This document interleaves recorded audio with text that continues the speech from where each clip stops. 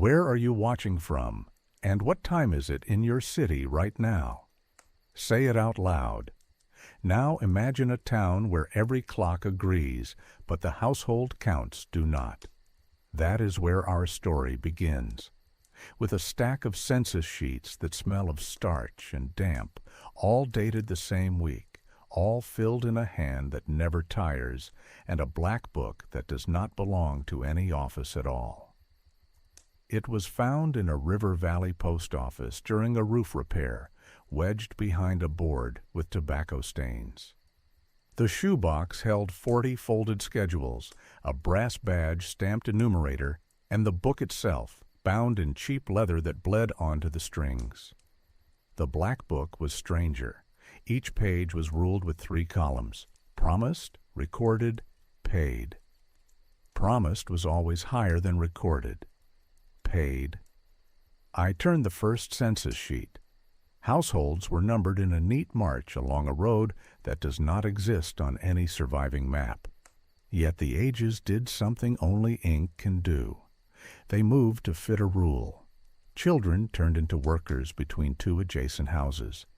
Widows became wives when a man's name appeared in the next doorway. The family on line 16 had 5 souls at dusk and 7 by noon, all in the same script. The postmaster, a man who wore a key on a ribbon like a medal, told me the box came from the rafters over his sorting table.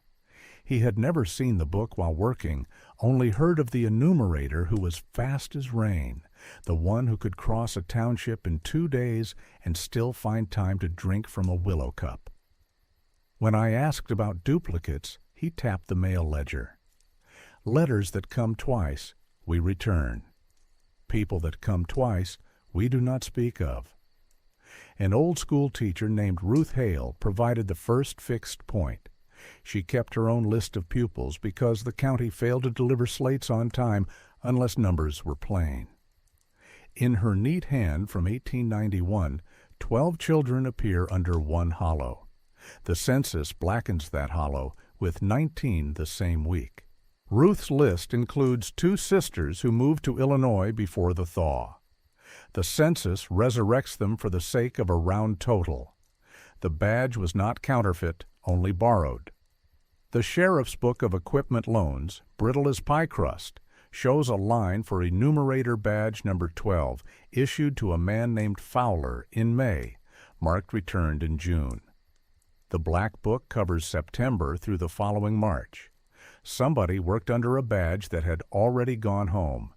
Somebody learned the value of a seal that opens kitchen doors and ends questions. I laid the census sheets side by side and found the mile that does not fit.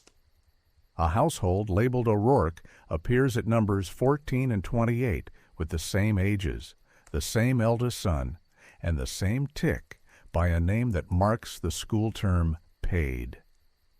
That tick also shows on a third sheet stamped by a traveling collector, as if the family had sprouted copies at every stop where fees could be taken. The black book's margin has a pencil smile beside those entries. It reads, "Consolidation successful."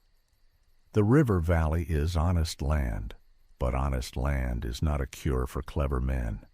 A printer in the county seat sold blanks cut from the same flock of paper as the real schedules, and a deputy with a tired hand did not complain when a wagon delivered bundles after dark.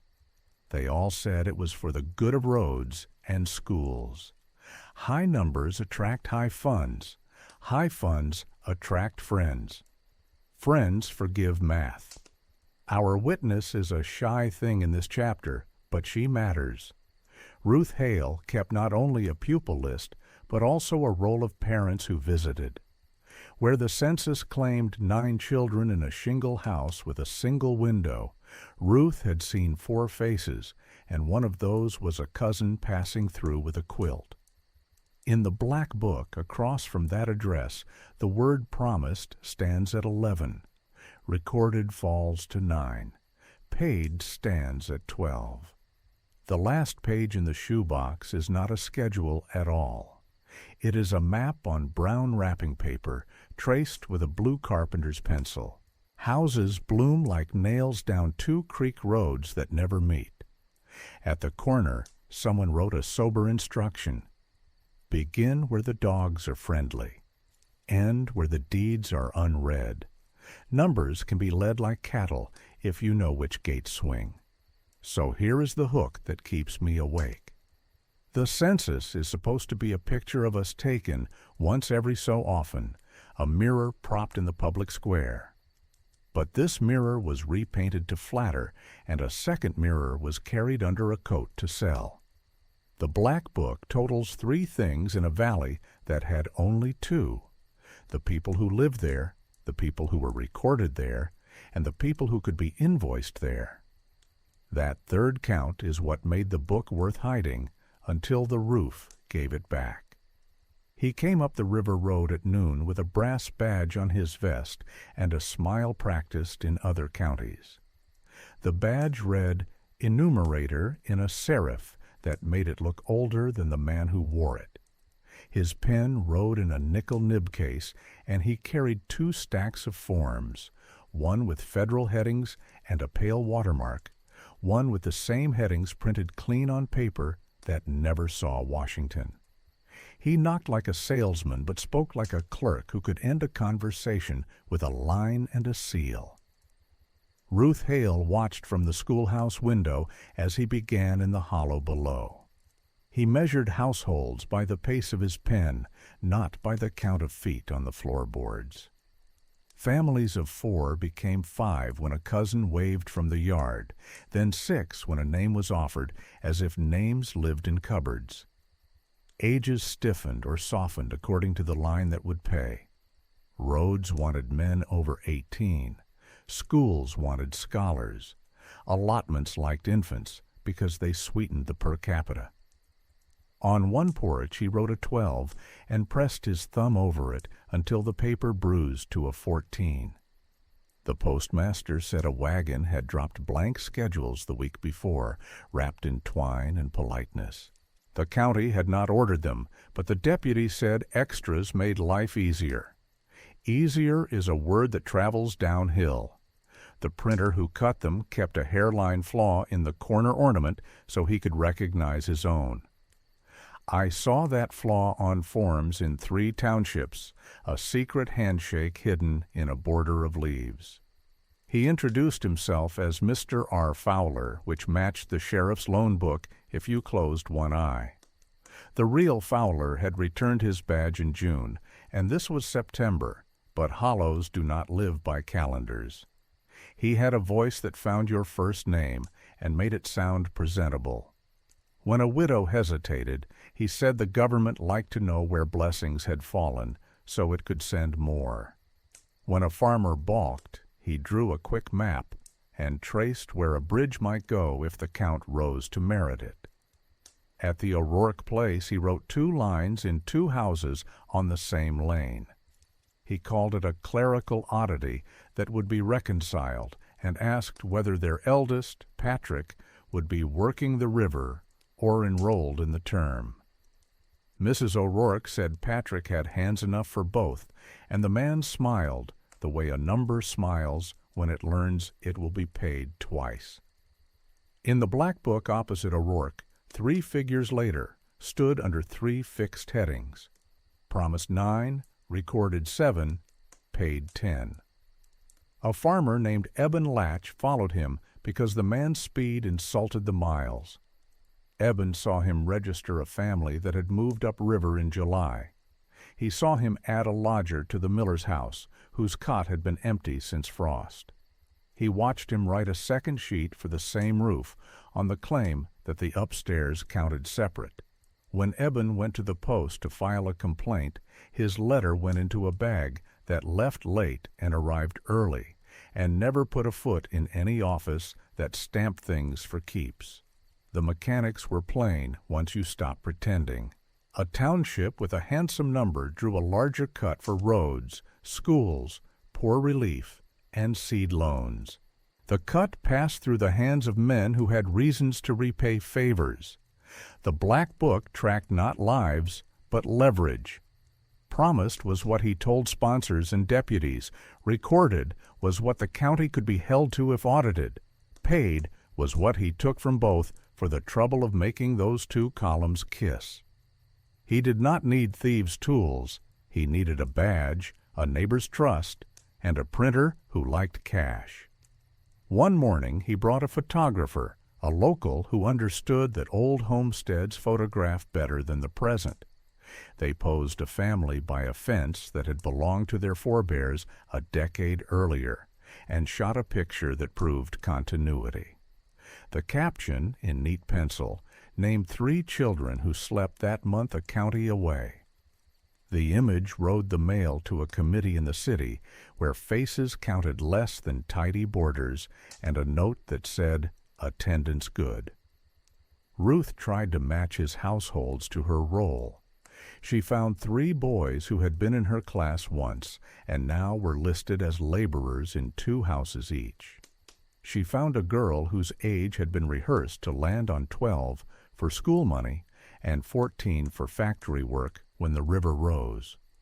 She marked each mismatch with a small star. When she finished, the hollow was constellated with error. There is a cousin of Ellis in this story, a freight agent named Ambrose who weighed hops and limestone at the siding west of town. Ambrose noticed that crates marked school supplies increased after the enumeration, but the school received only half. The rest took a detour to a barn that did not belong to the board. He chalked the numbers on a post and rubbed them out with his sleeve when the deputy walked by. It is hard to keep a clean record where clean records are called disloyal. Near sundown, the enumerator sat on the postmaster's stoop and counted money slowly as if teaching it to behave. Coins chimed like well water. He logged the day in his black book with a pencil wet from his tongue. On a second line under the same date, he wrote adjustments and a figure that made his earlier total honest by arithmetic, if not by life. He looked up and caught Ruth watching from the road. He lifted his hat the distance of one courtesy and smiled the way a man smiles at a future he thinks he bought. When he moved on, the hollow felt larger behind him and smaller ahead. People who had not been counted felt sudden and light, as if they had dodged a net. People who had been counted twice felt lucky and then uneasy, because luck that arrives on paper leaves footprints on a tax bill. The postmaster locked his door and hung the bag on its hook and told the key to earn its ribbon. In the morning, the town woke to a notice tacked on the store. Enumeration completed to satisfaction, thanks to all for prompt attention. It carried the county seal and the serif of the badge, printed in 2 blacks that did not match under strong sun. Ruth pressed her thumb beside the seal and left a faint swirl of chalk dust from her slate. The mark did not belong on a notice, but neither did half the numbers. She rang the bell, and when her pupils sat, she wrote on the board a sentence that felt like arithmetic and warning at once. "If a page can make a family," she said, "a page can unmake one." The children copied the words without comment and glanced at the door as if a stranger with a badge might come take attendance again. Ruth Hale decided that lists should meet faces. She tucked her roll into her apron and walked the lane the census had numbered as if numbers could pound fence posts. House by house, she asked for nothing more than a hello, and the names children answered to when called from chores. She did not accuse. She tallied. The enumerator had left the hollow sounding full. Ruth wanted to know whether fullness rang or only echoed. At the first shingle house, a woman with flour on her wrists named 4 children and pointed to a 5th who was visiting. The census sheet for that door carried 7, including a lodger who had followed a timber crew last winter and a grandmother buried in April. Ruth wrote 4 on her slate and underlined it twice. The woman laughed without smiling and said that 7 brought more flour in spring, and what was a harmless lie compared to a hungry March. Ruth placed a small chalk dot on the doorframe and walked on.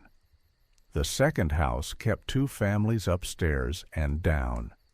The enumerator called the 2 households for funding, but the rent book by the stove showed 1 payer and 1 landlord who took eggs when cash ran thin.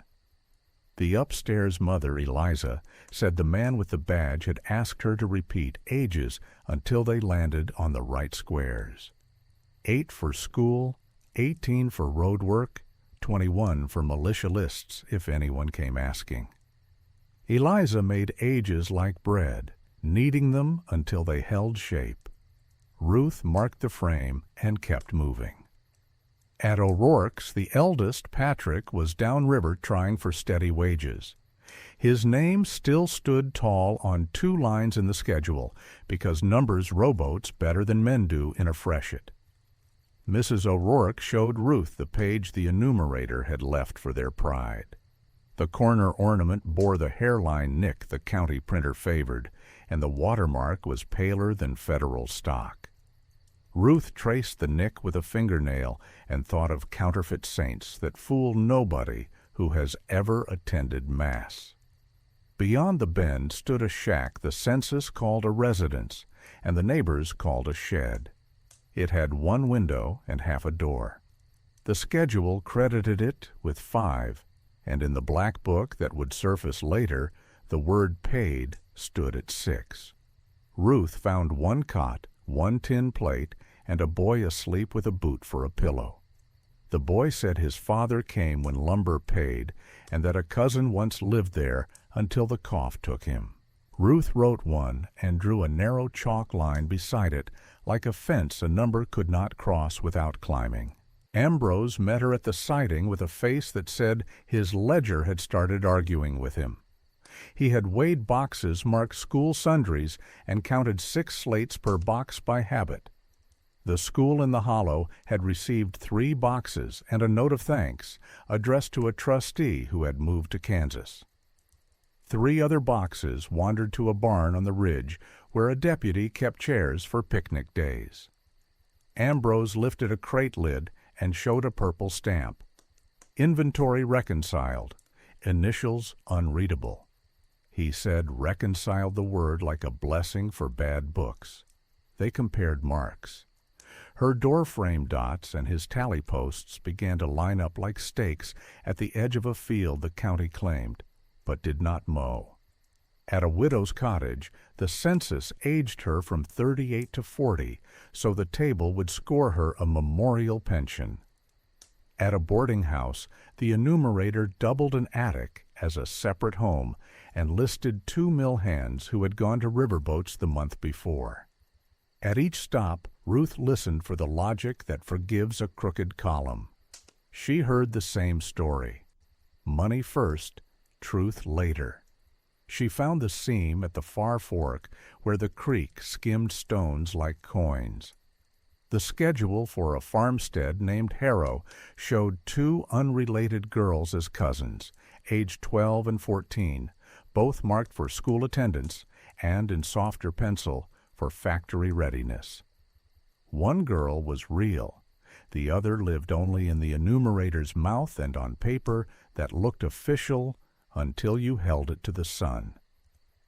Through the watermark, Ruth saw the printer's flaw curl like a worm in a leaf. That night the hollow lit with lamps and talk. Men argued that cheating the government was a local sport until the government learned to spell the town's name right. Women said numbers could buy a midwife or a doctor for once instead of a prayer and a towel. Ambrose spoke softly about boxes that vanished and coal vouchers that arrived in duplicate for houses with 1 stove. Ruth did not preach. She held up her slate and listed names that had been manufactured. Then she read the names who were missing. The enumerator returned 2 days later to clarify. He had heard that a schoolmarm was walking his lane with a slate and a face like a ledger. He laughed as if correction were an afternoon's pastime. He rewrote 2 households, moved a child from upstairs to down, and struck through a lodger with such force the paper bruised the table. He praised Ruth for her civic spirit and told Ambrose the county admired accuracy as long as it did not slow progress. He left a notice tacked to the post. Amended, total certified. Ruth took the notice down after dark and slid it into her apron because expectations did not deserve a nail. She wrote to the county with both hands, 1 letter angry, 1 letter calm. The angry letter said that if a page can make a family, a page can erase one, and she would not teach ghost names. The calm letter asked for a simple test: match school slates to school funds, match coal vouchers to chimneys that smoke, match boxes that arrive to boxes a child can touch. In the morning, the deputy came with a grin and a caution. Angry letters get lost, he said. Calm letters get filed. Results ride the wagon with whichever letter a man feels like that day. He tipped his hat to Ruth and told Ambrose that ledger men ought to let the wind turn their pages. The wagon rolled toward the ridge barn. Ambrose watched the dust settle. Ruth drew another dot on a frame and thought how easy it was to cover a small mark with fresh paint when company was due. By week's end, her dots ran in a line you could follow with a finger. The line bent where the printer's nick showed on a schedule, straightened where a rent book contradicted, and doubled back where a child had 2 birthdays to satisfy 2 funds. In her pocket, the chalk stained her apron like honest work.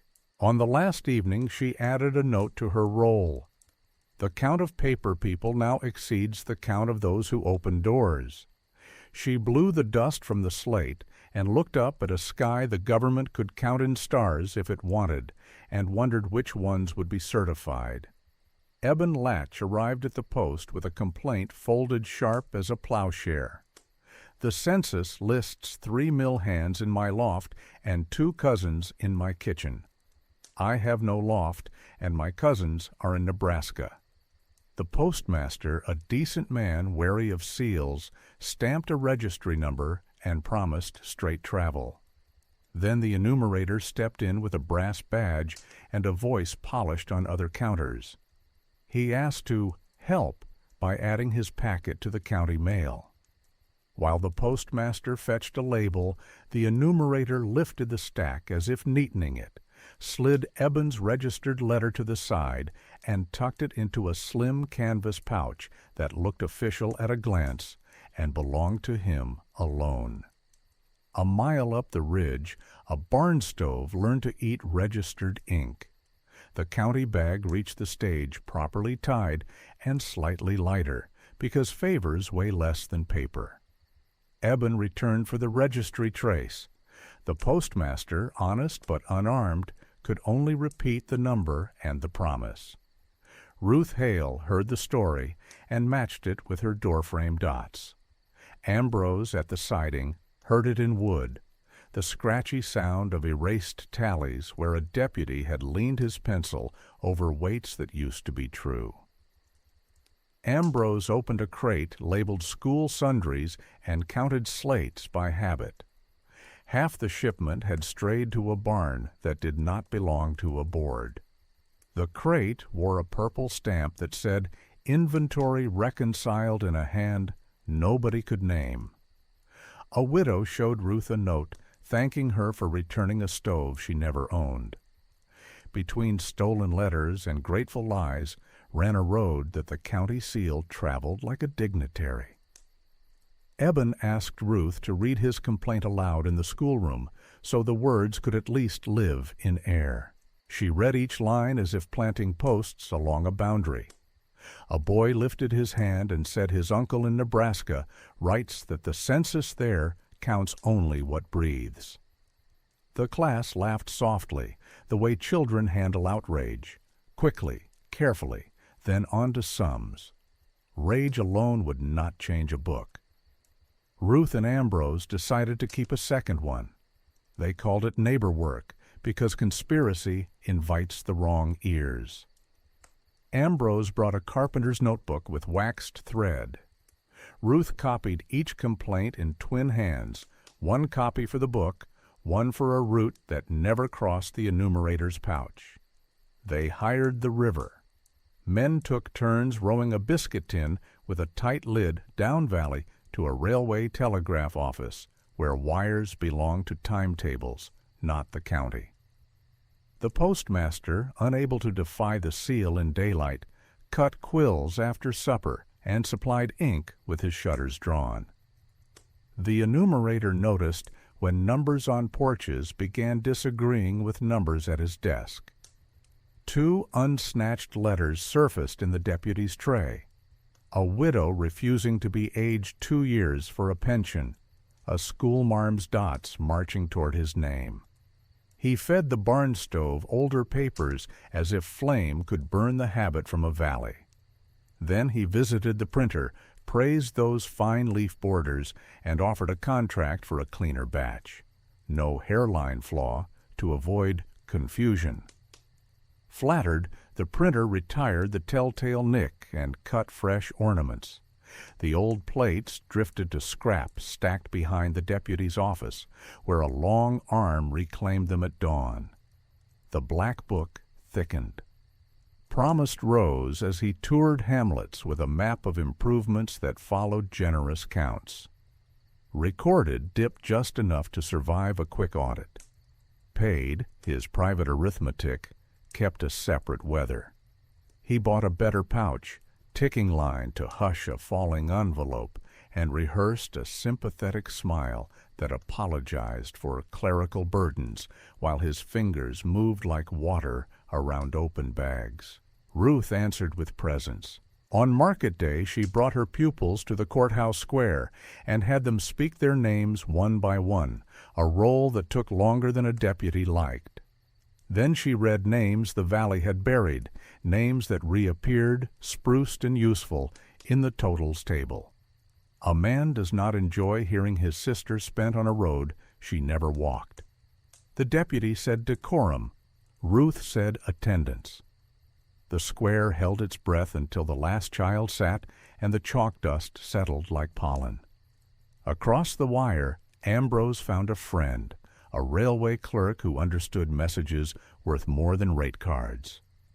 After the first bundle passed under honest keys, a reply came terse and kind.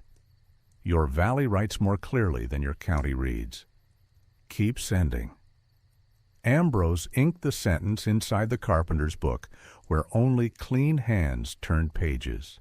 It became their benediction over numbers they refused to let wander. Eben returned to the counter and did not ask for a registry trace. He borrowed a penknife and cut a notch into the oak where county-bound letters should sit. He made the postmaster swear he would never set official mail on that notch unless a second pair of eyes stood witness. Oak remembers. A small groove can outlast a year of notices. It felt like nothing and exactly like a line a man can defend. That night a broadsheet appeared on the store door. Unlawful interference with enumeration is a misdemeanor carrying fine and possible confinement. The serif matched the badge. The black that named the crime did not match the pale ink misnaming the town. 2 inks, 1 message. Be frightened and feel grateful.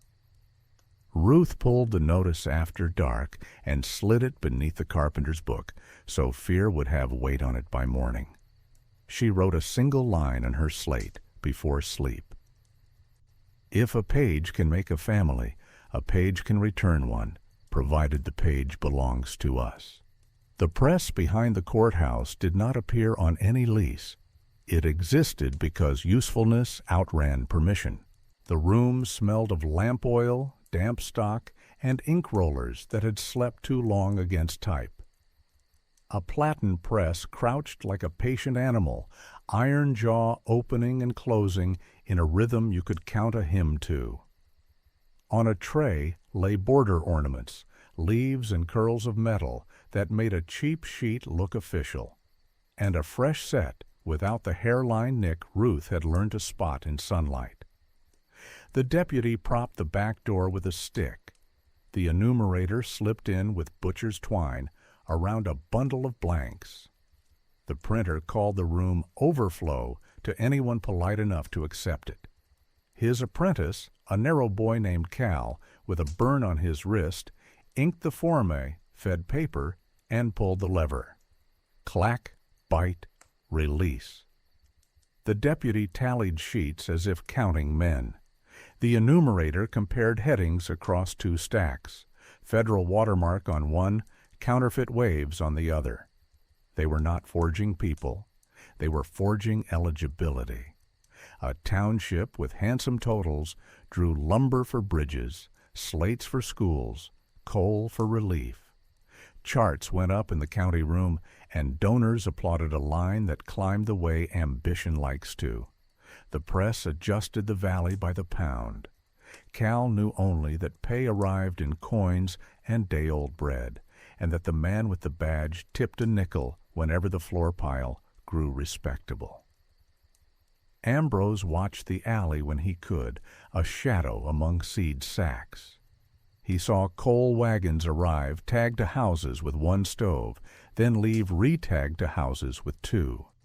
He watched crates labeled school sundries detour toward a ridge barn before the bell ever rang.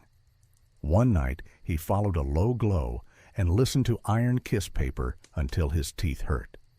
Numbers, he thought, should not be this loud. Ruth learned the sound by morning.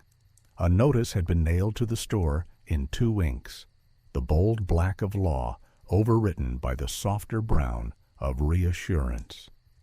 Held to the window, the counterfeit watermark stuttered like rain through cheap glass. She slid the sheet into the carpenter's book. A page that orders compliance belongs under a page that demands proof. On her slate she wrote 3 words for the class to copy: count, compare, confirm. The enumerator set his black book beside the press one evening where Cal could not drip on it. 3 columns ran like rails down each page: promised, recorded, paid. Promised pleased donors and deputies. Recorded lived in county files where a cursory glance satisfied inspectors who disliked theology. Paid live between badge and office, and whatever improvement could be purchased in beers and favors. He checked sums against the new stack and smiled when the totals nested. Eben Latch entered once because a man with a mending cart can pass anywhere if he walks like he belongs. He came for a stool and found the press biting 2 identical sheets, down to the smudge where Cal's wrist had kissed ink. Paperwork, the enumerator said smoothly, is like harness. It must be sized to the animal. Eben looked at the counterfeit watermark and thought of horses that bleed under bad leather. He took the stool and left without speaking, then cut another notch into the oak counter at the post. Cal's mistakes became evidence. He set a lowercase where a capital belonged. The deputy swore. The enumerator waved him off. A perfect match looks like a trick. A near match looks like life. Later, Ruth clipped 2 notices with that same wrong letter and pasted them side by side like pressed leaves. Human error repeated is not an accident, she wrote in the margin. Oil ran low. The enumerator asked the deputy to requisition a drum and civil stationery, seals, red ribbon, stiff envelopes that made timid offices say yes. Ruth read the list upside down through a window while the deputy dozed and copied it to her slate. 1 drum equals 10 nights of lies. 1 yard of ribbon equals 4 envelopes heavy enough to pass uninspected. 1 box of seals equals a season when truth arrives broken. Chalk dust fell like quiet snow. That week the press stamped supplemental sheets to reconcile promised households with real ones. They were backdated to a day that had not yet happened, insurance against audits that arrive at noon after warnings at dawn. The apprentice pulled the lever. The deputy stacked in alternating colors to look industrious. The enumerator wrote a neat note in the black book. Pledge from mill confirmed upon supplemental. The rhythm did not falter. Clack, bite, release. Cal became the hinge without knowing. He admired Ruth because she spoke to apprentices as if the future needed their hands, and he disliked praise counted by coins. He tucked one spoiled sheet with the wrong letter into his coat, along with a length of red ribbon still clinging to a counterfeit seal, and walked to the river under a moon that made water look like paper unrolled to the horizon. At the landing, he tapped the biscuit tin with his knuckle to ask for passage.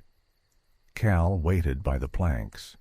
A skiff nosed from the reeds, and the oarsman lifted a finger for silence. Cal sat low in the skiff while the oars whispered, and the biscuit tin rode between his boots like a patient animal. At the railway office down valley, the clerk with the careful hands waited with the door half open. Cal laid out his cargo without ceremony. One spoiled supplemental sheet with the wrong letter, one strip of red ribbon still clinging to a counterfeit seal, and a scrap of envelope with the sham watermark that looked like rain through cheap glass. He said he had more if anyone wanted to hear plain truth spoken by paper. The clerk did not smile. He slid the pieces into a telegraph pouch, locked the desk, and sent a wire that used no names and many nouns. By dawn, a reply tapped back. A federal inspector would observe procedures in the county on Friday. The deputy read observe and went pale. Observe did not promise a parade. It promised a man who watched long enough to notice the second hand. The enumerator folded his black book and began to tidy his weather. He burned petty receipts, rewrote 2 columns so promised and recorded would kiss, and rehearsed a story about delays at the paper mill. The printer scoured the press with lamp oil, hid the retired ornaments with the telltale nick, and stacked overflow stock behind a coal scuttle. Cal swept until the floor forgot its own ink. Ruth set her room in order and planned a lesson that needed witnesses. On the slate, she drew 3 boxes: what the census claimed, what the rent book held, and what the children had seen with their eyes. She told them truth often arrives with muddy boots and should be welcomed anyway. Ambrose rearranged freight in the siding shed so labels faced up and dates could be read at a glance. Eben sharpened his penknife and touched the notch he had carved in the post counter, the way a man checks a boundary he means to keep. The inspector came without ceremony and with a notebook that looked like it had eaten other notebooks. He was small, clean, and weathered the way a fence post is weathered, by standing where wind insists. He began at the courthouse and kept his mouth shut while men praised procedures. He visited the overflow room and rested his fingers on the press until the deputy discovered a reason to talk about fire codes. He asked Cal what a forme weighed. Cal answered in pounds and then in words, heavy with other people's names. The inspector wrote that sentence down as if weight could be summoned later by reading it back. At the school, Ruth had the children read the roll aloud. The inspector counted lips moving and matched the sound to the line on a schedule that still carried the old hairline nick. He asked the eldest girl to spell her name slowly, then matched it to 2 spellings on 2 households and pressed a dot beside each in his book. Ambrose produced a crate lid with rubbed-out tally marks and the deputy's darker pencil marching over them. The inspector held the lid to the door and said, "Gentlemen, light keeps a better ledger than you do." He asked how many slates sat in that crate when it shipped. Ambrose answered 6 per bundle, 3 bundles per box. The school had received 3 boxes. 4 others had learned to walk uphill to a barn. The enumerator offered a tour of improvements. He pointed at a chart where bridges and schools bloomed wherever totals had obliged. The inspector asked whether those bridges carried wagons or only speeches. He asked how many slates per box and how many boxes per promise. The deputy said procurement had been delayed by unforeseeable circumstances. The inspector asked whether all the circumstances shared the same handwriting. Silence made a dry sound and stepped backward out of the room. That night the barn stove stayed cold. Flame announces panic better than words, and the enumerator chose polish instead. He went to Ruth's door to praise her civic spirit and hinted that she could be appointed to a committee that selected readers for public events. She asked whether the committee read ledgers or only programs. He said both, with a smile that invited forgetting. She told him her pupils were learning how it feels to be counted and not seen, and asked whether he would like to hear their names with his hat off. He did not remove it. At dawn, the inspector returned to the overflow room and lifted the coal scuttle with 2 fingers. The retired ornaments shone like teeth at the bottom. Cal stared at the floor. The printer swallowed and said, "Overflow." The inspector nodded and said, "Then we will measure what overflowed."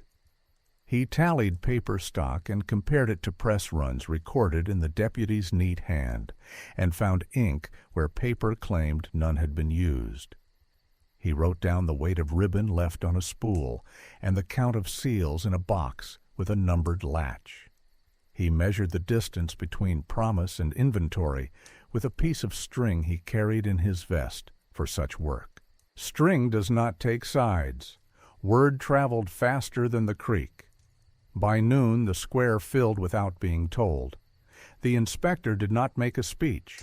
He asked 3 questions any woman in the crowd could answer. Who has a stove she never owned, a voucher she never saw, or a child who exists on paper in 2 kitchens at once?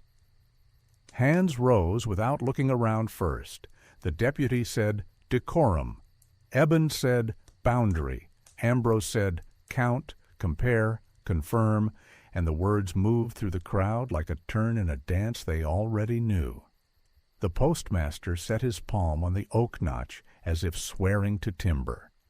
The enumerator tried pity. He spoke about how hard it is to reconcile the needs of a valley with the cold lines of a table. He said that if some numbers had been encouraged to show what was possible rather than what was merely present, no one should begrudge a little optimism. The inspector replied that optimism printed on counterfeit stock is fraud wearing a nicer coat. He closed his notebook and said he would remain through Sunday. That evening, Ruth walked to the river with Cal. He carried the biscuit tin like a book he had not decided how to read. She told him apprentices learn hardest when the work changes shape under their hands. He asked whether he had done right. She said he had told the truth to a door that could open. He asked what would happen to the press. She said iron can be honest again when people ask it to print the right names. In the dark, the water sounded like paper being turned. Cal said he hoped the next page would show faces instead of columns. Ruth said that would depend on who held the pencil when morning came. The inspector spent Saturday reading the county's past to the county's face. He asked for warrant books, tax rolls, and the annual summary that added souls, stoves, school seats, and sacks of coal. The clerk fetched volumes like heirlooms he did not love. Each time the inspector opened a ledger, he found the same tide mark where totals had been taught to rise. By afternoon, the courthouse felt hollowed. The deputy wore a smile with a broken hinge. The enumerator practiced stillness, like a fox near a henhouse when a lantern appears. Ruth taught under the oak so the sound of children could argue with the sound of paper. Ambrose kept the siding doors wide and let air find every label. Night brought hard wind and the smell of iron like a struck nail. A lamp left low in the records room flickered against glass, and then the flicker learned to walk. The janitor, sleeping under the stairs with a broom for a pillow, shouted fire and ran to the pump. In the time it takes to unwrap a hose, someone had chosen what to save. The deputy grabbed the county summary and the donor chart with its hopeful arrows. The clerk reached for marriages. The enumerator went to the back cabinet, where supplemental sheets napped in manila sleeves. He stuffed handfuls into a canvas satchel and bumped the door so it would look like panic. Ruth arrived with pupils in a line. She sent the smallest for buckets and posted older boys at the pump. Ambrose and Eben formed a carry, boots thudding with the hand wheel. The inspector did not command. He counted.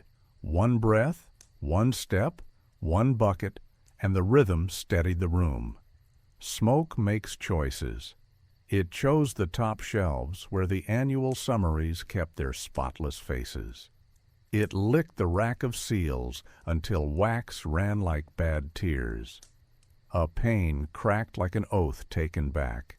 Heat rolled under plaster and found the cracks the building had rehearsed through winters of stingy fires. In the confusion, the enumerator tried the ground door with the satchel. Cal, who had come with the bucket line, stepped between him and the exit. He did not grab him. He asked one question to fix the moment. What do we call records that travel in a private bag when the county burns? The enumerator said, duty. The inspector behind him said evidence. The satchel sagged. The roof held, but the room learned new shadows. When the steam settled, pages clung to shelves in black tongues. Ruth moved carefully and said names as she lifted half-burned sheets. The clerk sobbed over a spine that wore the county crest in reverse, where wax had seared it.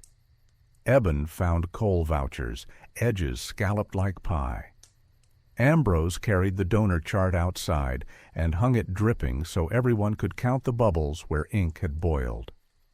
When the deputy caught his breath, he tried to dictate a tidy narrative.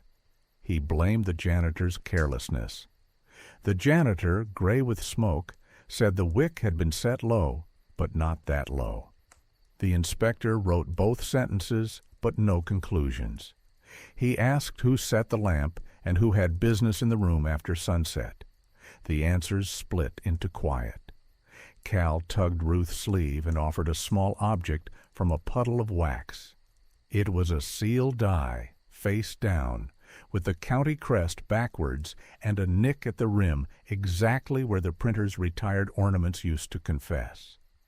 Ruth placed it in the inspector's palm. He looked at the nick, then at the deputy, and asked when the county had ordered a second die. The deputy said, never. They spread salvaged papers on courtroom benches to dry. The inspector walked the aisles like a farmer in spring, touching each furrow with 2 fingers. He pointed at 3 habits that survived the water. The same small error in a printed heading, the same pale watermark, and totals that rose by even 5s, no matter where the column started. He said a true fire exposes a false pattern the way wind reveals grain under snow. Ambrose wrote the sentence on his cuff. Eben lifted a bundle and found letters with registry numbers that matched the notch in the post counter. The paper wore a different smoke, as if warmed elsewhere and delivered here to die convincingly. He handed them to the inspector, who sniffed and said stove. The deputy closed his eyes for 1 breath, and in that breath a decent man might have changed paths. He opened them and said, clerical error. At midnight the square filled to count, not to gawk. The inspector asked witnesses to speak 1 sentence apiece.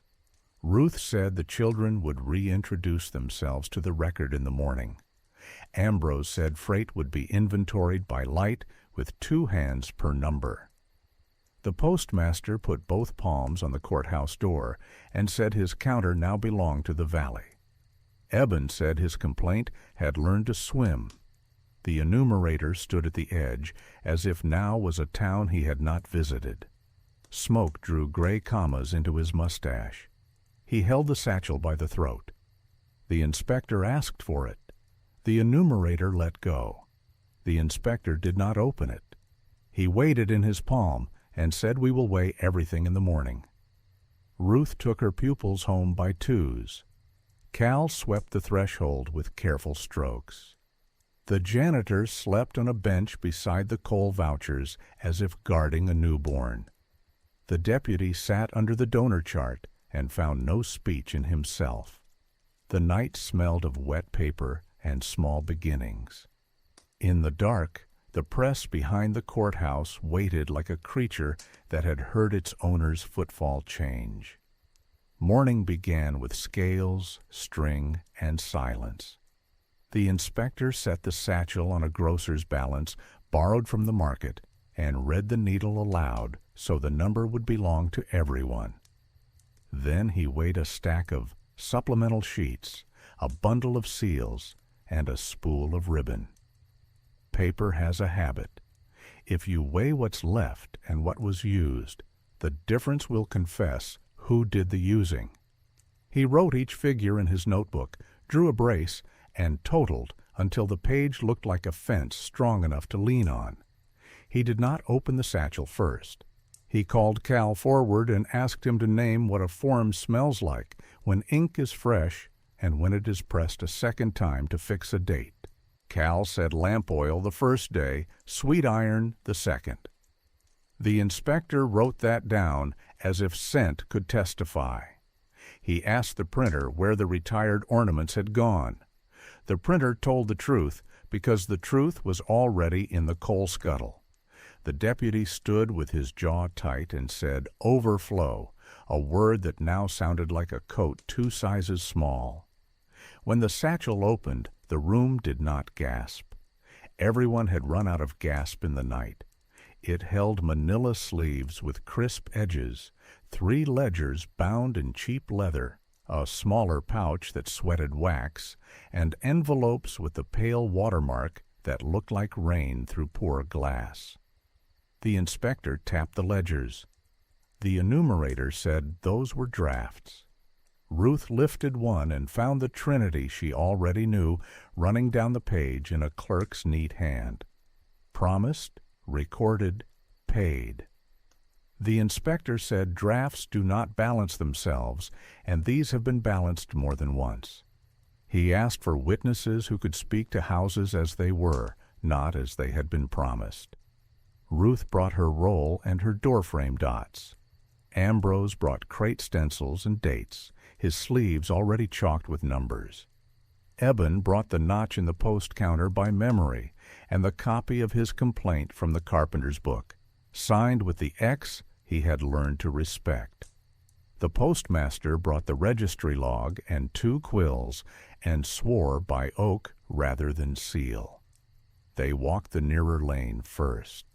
The inspector kept the notebook shut and asked Ruth to call names the way a teacher calls attendance. Children answered for themselves. Mothers answered for lodgers. A widower answered for a son working upriver. At each door he compared the voices to the sheet in the satchel and to the county copy salvaged from the wet room. Where all 3 agreed, he wrote 1 dot. Where 2 agreed, he wrote a triangle. Where paper made a crowd and the doorway did not, he drew a square and waited. Waiting is a tool men forget to carry. At O'Rourke's, the eldest was still downriver. The county had him present twice. The satchel had him present once and absent once. The doorway had his mother touching the rail in the way mothers touch something when a name hurts. The inspector drew a square and a small arrow pointing away from town. He asked the deputy who had initialed the attending school tick. The deputy stared at the tick as if it had walked there on 2 legs. Ambrose said 6 slates per bundle, 3 bundles per box, 3 boxes received, and 4 boxes walked uphill. The inspector did not look up. He wrote the count of boxes in a margin and underlined it once. At the shed, the census credited 5. The satchel credited 6. The doorway had 1 cot and no stew on the air. The inspector asked the enumerator what we call people who are born in paper and live nowhere. The enumerator said projections. The inspector said fraud, and the word sat in the lane like a nail nobody could walk around. Back at the square, he set the satchel ledgers beside the county summaries that had survived the night as black tongues. He matched hand to hand, total to total, seal impression to seal die with the rim nick, and wrote 3 sentences that sounded like a verdict without being one. The documents used to justify the documents are of the same stock and hand. The stated purpose of the papers has become their chief product. Where the numbers rise, no breath increases. He did not arrest anyone. He appointed witnesses. Cal would inventory the press and swear to its nights. Ruth would conduct a recitation at noon in the square, names only, no speeches, and the inspector would count lips moving. Ambrose would weigh coal against vouchers with a second pair of eyes. Eben would walk the ridge to the barn and note what left and what arrived without touching a thing. The postmaster would keep county mail on the smooth part of the counter and neighbor copies on the notch, and no bag would change hands without 2 names spoken over it. The deputy protested that local order required local discretion. The inspector said order is the line between 2 ledgers matching under light. The enumerator found one more smile in himself and talked about unintended consequences of reform. The inspector held up a supplemental sheet, dated with a day that had not yet happened, and asked which consequence had written that. Silence did not help them any more. At noon the children spoke their names. The inspector counted. For once the numbers rose because breath increased. He wrote the count in his book and then wrote a new word under it, re-enumeration. On Monday the valley would be counted door to door with 3 columns only, present, absent, unknown, and every unknown would be visited again before a second moon. No promised, no paid. A tally that could not be spent until it matched the line a mother drew with her own mouth. In the afternoon, he carried the satchel to the courtroom table and unstitched the leather at the spine. Hidden there, folded to the width of a finger, lay a strip torn from the black book's flyleaf. It said, "Consolidation, successful in a pencil that had remembered to gloat." He set the strip on the table and laid the county seal die beside it, with the rim, nick turned up. Then he folded his hands and told the room the press would not be seized. It would be borrowed. "You will set type for corrections," he said to the printer. "You will pull sheets that list only doors and the names that open them," he said to Cal. "You, deputy, will initial every stack in open air.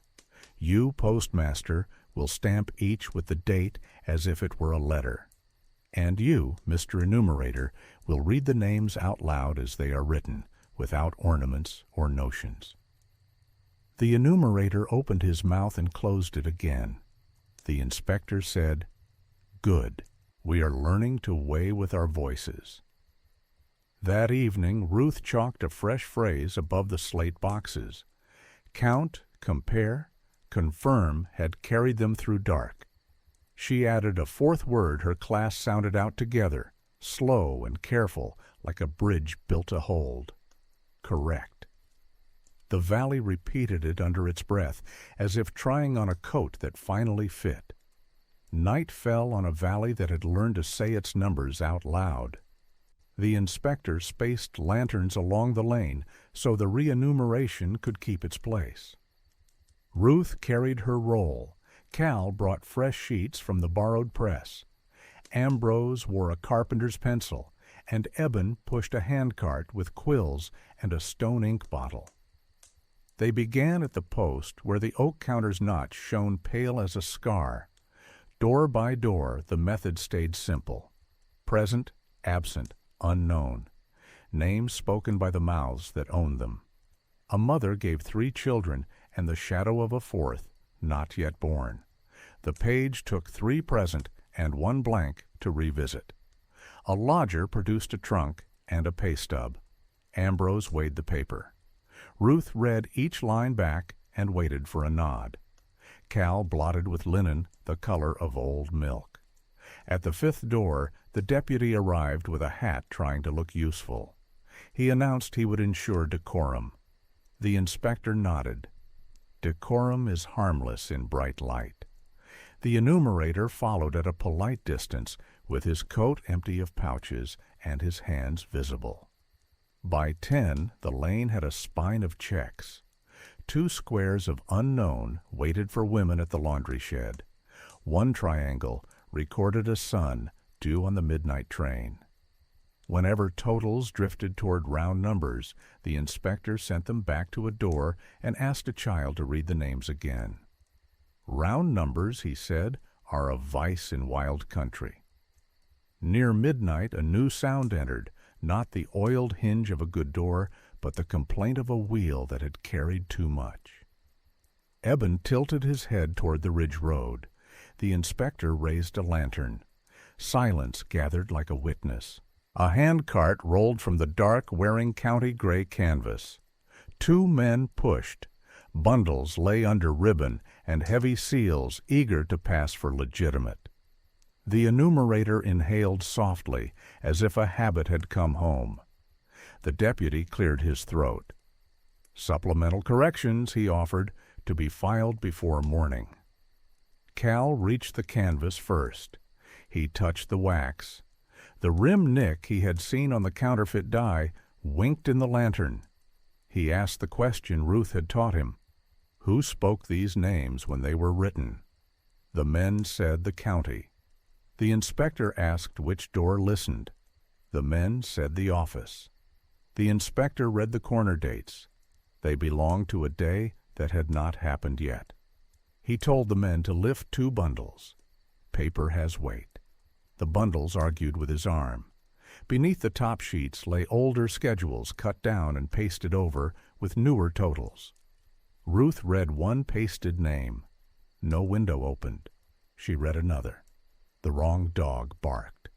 She read a 3rd, and a woman at the end house shook her head, then spoke her own name slowly, the way you light a match in wind.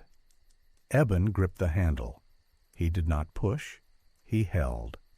Ambrose counted slates per bundle, coal per voucher, doors per lane, and the sums in the cart refused the voices in the dark. The inspector said the cart would travel with them, not ahead of them. The men who had brought it found no better idea. So they wheeled the contrivance backward, door to door.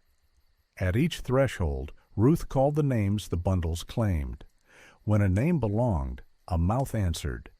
When it did not, the paper sagged as if ink were tired. Cal eased up a pasted strip, and the ghost of an older number showed through like a watermark.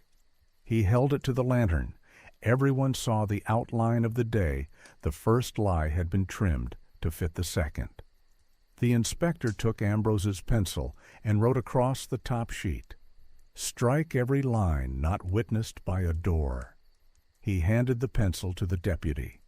The deputy held it as if it were a hot rivet.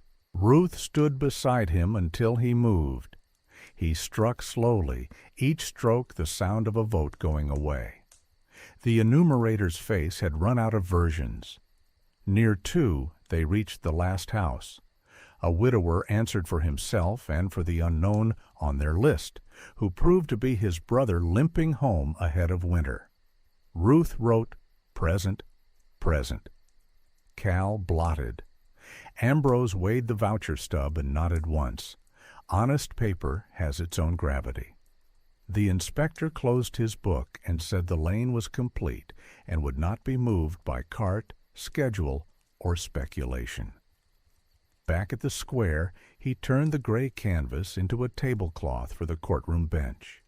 He stacked the struck sheets in one pile and the witness sheets in another, and weighed both. The witnessed outweighed the struck by a little. He wrote the totals where all could see and drew a brace so the sums would belong to the valley. No one cheered. They exhaled. Ruth chalked a figure on her slate and showed it to children on stoops, the count of doors that had spoken for themselves. Cal slid the peeled strip with its ghost number into the carpenter's book. Ambrose rolled the suspect cart into the courthouse hall and set the brake. Eben wiped the handle and patted the wood once, the way a man thanks a stubborn beast after it finally stands still. "There will be one more walk in daylight," the inspector said, "not because we distrust the night, but because lessons keep better in sun. We learn best when a number points to a door and the door opens." He left the lanterns burning along the lane until dawn, so the valley could see its own arithmetic without looking away. On Monday, the valley read itself aloud. The inspector set a table under the courthouse eaves and laid out fresh sheets from the borrowed press. No borders, no ornaments, only 3 columns for full names. He told the printer to leave type standing until the last door spoke. He told the deputy that every initial would be made in daylight. He told the postmaster to stamp the date the way he stamps a letter that must not wander. Ruth rang the school bell for count. Ambrose weighed coal vouchers against stoves that smoked and boxed slates against hands that needed them. He chalked numbers on siding posts where anyone could read. Eben pushed a handcart from porch to porch and carried quills like kindling. Cal blotted each entry with linen and ran to the press for more sheets. The inspector moved among them and said little. He put a finger on totals that tried to round themselves and watched them square under eyes. At noon, the deputy tried a speech about civic order. He lifted the donor chart, water-bubbled and honest, and pointed at arrows that had once impressed. Ruth stepped beside him and read names that had been counted twice when breath did not increase. The chart sagged. The inspector let the valley look until the paper admitted it had been pretty more than true. The deputy signed the first sheet steady and the second slower. By the third, his initials knew the weight of ink. The enumerator stood apart with his hat in both hands. When called to read, he did not stall. He spoke names plainly, without tidying them into a story. He read a widow as widow, a lodger as lodger, a child as child. Twice he asked a mother to spell what he had written wrong, then tried again. At the column's end, he dated the margin and set down the pencil like a tool he had learned not to misuse. By evening, the benches were covered in sheets that breathed like clean laundry. The inspector tied stacks with twine and wrote one blunt word on each. Corrected. The press behind the courthouse kept working, but its mouth now bit. Only namespeople spoke to it. Cal inked, fed, and pulled. The printer locked the retired ornaments and left a note for his future self. Never cut leaves for lies. Restitutions made noise. 4 boxes of slates walked downhill to the school under children's hands. Coal vouchers matched chimneys that smoked and were canceled where 2 stoves had learned to share one room on paper. The sheriff signed the transfer receipts because quiet had moved to the side of sunlight. Eben spread ribbon and broken seals in the square so people could see how much ceremony a false total needs. The inspector wrote 3 letters with carbon. One went to the state office, describing in nouns. One went to the railway auditor who had taught Ambrose that weighing sometimes outruns counting. One stayed in the valley to be read each winter at the first road meeting. Round numbers are for hymns. Ledgers want edges. He sealed them with the county die. Nick turned up because a badge must be taught to serve. Ruth turned the carpenter's book into a register the town could sign.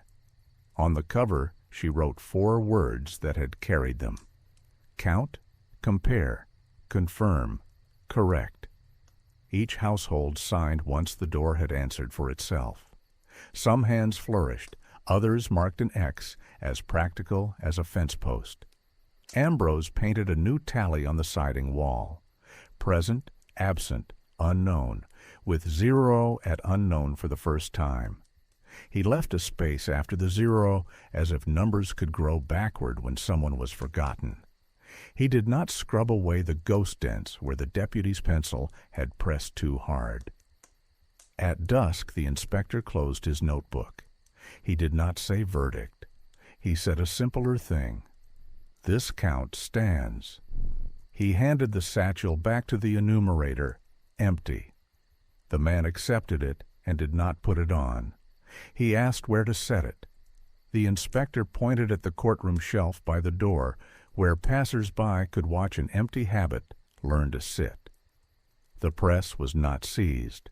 It printed one last run under Cal's hand, a sheet titled Doors of the Valley, listing only addresses, dates, and the initials of 2 witnesses who had heard each name. The postmaster stamped the date at the bottom and left the stamp on the counter. Eben slid the sheet into a wooden frame and hung it in the square where even wind could read it. Near dark, the inspector shook hands: printer, Ambrose, Eben, Cal, postmaster, and Ruth last. She asked what would happen to the black book. He said it would go where records go that teach rather than praise. She asked whether anyone would read it aloud. He said whenever asked. When lanterns were doused, the valley kept its arithmetic. The oak notch stayed pale in the counter. The donor chart dried flat and honest on a wall that no longer needed arrows. The satchel sat. The press cooled. Children slept with ribbon on their pencils and names that belonged to their mouths. The town, which had learned to replace people with paper, made paper answer to people instead.